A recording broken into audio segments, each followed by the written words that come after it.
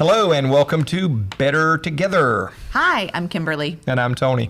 We want to talk to you today a little bit about something that we think might bring quite a bit of value into your relationships and maybe your communication, maybe the relationships with your children and especially your spouse. We're going to talk about navigating the gauntlet of strong emotions. Yes, I don't have any. I live emotionless quite often. Okay, somebody is lying. Completely. Okay, so how do you navigate the destructive nature of very strong emotions? How do I navigate? Yeah. Terribly. Terribly. So let me ask a little different question. I think you're getting better. I think you've been growing as I have, and that's the idea, guys. We want to help you grow through this. So if you struggle with being dictated by strong emotions, you're really going to want to hear what we're going to be talking about over the course of the next few moments. So tell me, what are some things as a husband that I can do or shouldn't do when you're navigating very, very intense feelings? Okay, so I would say the one thing that I have realized that don't mock me.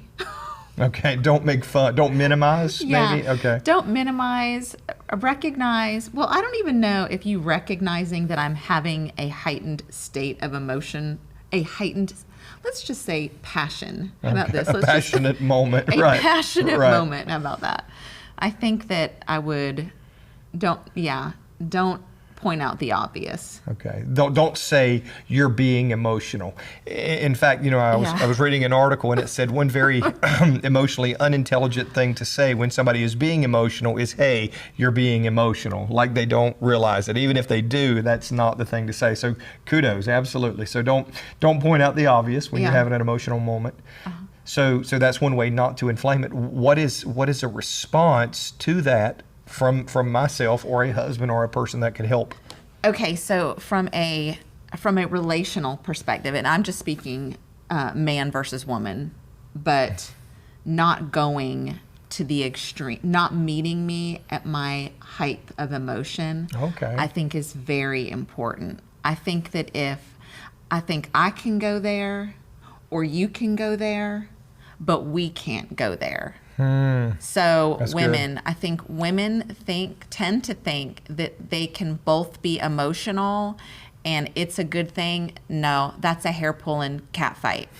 I've said that before in counseling appointments. You can go there or I can go there. If we go there, I go to jail. Guys, so that's a great deal. So what you're saying is you're not necessarily expecting me to engage as intensely emotionally as you may be over something, but sometimes do you get frustrated if you don't feel like I'm feeling as intensely over an issue as you might be? I would say in recent times, yes. So I feel like we, if you can't tell, are very passionate, emotional people by nature. I think by God's design, personality-wise. Yeah. But I've noticed my goal is when I see you get a heightened sense of emotion, not to go there. Right. Whereas before, earlier on in our marriage, I would probably meet you there too. I say to leaders all the time, you have a bucket in each hand. One has gasoline, one has sand or water. To bring fire or to bring gasoline to an already inflamed situation is not wise. So that's kind of what you're saying. I have a tendency, as you do, if you're kind of passionate about something, I will kind of back off, and the higher you get, the lower I get, and you seem to respond the same way. So that's kind of healthy, right? I think so. And not only that, I think it's important.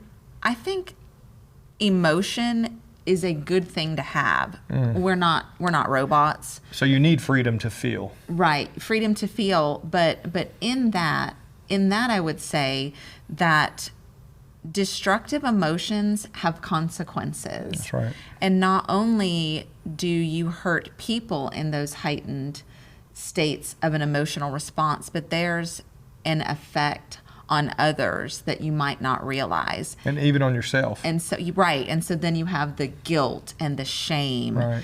and the just uneasy feeling whenever you get that emotional. Yeah, even if you don't say everything, it does something, the inner turmoil.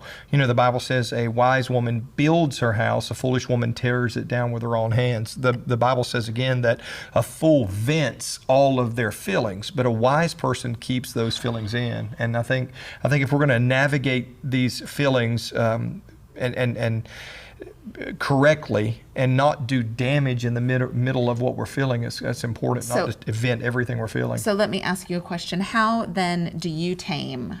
How have you found that you are able to tame strong emotions, or what is it that you do in order to tame strong? Do you recognize them? Or? Yeah, I think ladies, this will probably help you, and men, you'll be able to really relate to what I'm about to say. You'll probably celebrate what I'm about to say, and it may be revelational to ladies. Very often, when I am feeling something very strong, when I am in a deep emotional state, for me, it will not reflect as, unless it's anger. You know, if it's anger, that may be one thing. But anger, believe it or not, is not the only thing that we feel. A lot of people say, well, that's all guys feel because that's the only time you see us kind of act out or do things. But very often, what I will do is the more turmoil I feel emotionally, the more sedate I will become. I am, by nature, a pretty verbal person, so I get quiet because I really don't want to say something that will damage other people, or something that's rash, because whenever I say something, I really try to do. So what a guy will generally do is really try to think that thing through. And it's not that we don't have, you know, these crazy thoughts about these crazy things, but we understand that those are incompatible with good relationships. Okay. And it's generally incompatible with anything good coming from the circumstances causing the emotion. So for me, when I begin to navigate very, very strong feelings, there will be this sense of withdrawal and a lack of response, because generally if I do respond, I know it's not good. I know it's not generally a positive response. So it's a very muted. So when I'm more emotional, I'm probably less animated. Okay. And so guys, ladies, if your guy is getting quiet, he's probably really struggling with some type of emotion. And you can call it stonewalling, you can call it whatever, and it's not necessarily good. And guys, it's not good for you to stay in that state of heightened emotion very, very long, you know, without, you know, coming out and communicating. But to withdraw, you know, is one way that I believe you can navigate strong emotions healthy. Again, a fool vents all of their feelings. Right. A wise man keeps them in. You say, well, and all this stuff says, well, if you keep in your feelings, it's not doing you any good. No, trust me. I have said some really hurtful things in my heightened state of emotional responses that I deeply regret. And usually, this is the sad thing, I really don't even remember what I've said. So you meant it in the moment. You just and the even worse part about that is that, guess what? The people around me, they remember. They do. And that is so sad. Like, for me as a woman, for me as a wife, for me as a mom, for me as a friend, I really don't know that I've shown heightened states of destructive emotion with friends. Right. I don't open up myself in that way to friends, but to my family, I can say I've done that. You can be a little tough, a little abrasive. Yes, yes. But I think the interesting thing, though, about emotions is we can be experiencing the same thing, but we can experience it differently. Right. And I think that's what makes husband and wife, man and woman different. We don't feel things the same. Right. And so I think that's important to understand and to recognize. And I think that allows freedom to feel. Yeah. I feel like for us, it has taken us a while to get to the freedom to feel aspect. And sometimes you do feel things the same way. but you will respond differently. Something that we've tried to implement from very early on in our marriage was the reality that your response is your responsibility. So you can have any feeling that you want.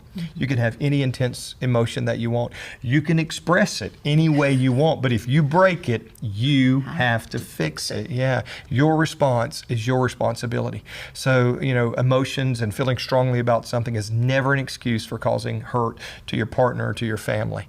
So, hey, the next episode, or in one of the coming episodes, we're going to talk about fighting and making up. So I'm excited about talking about that one. Anyway, so stay tuned. Hope to see you at another episode. Look, like, hit the bell thing there, share, subscribe, and leave a comment. If you got a question or something you'd like us to discuss, please, leave it there in the comments, and we look forward to seeing you real soon. See you later. Bye.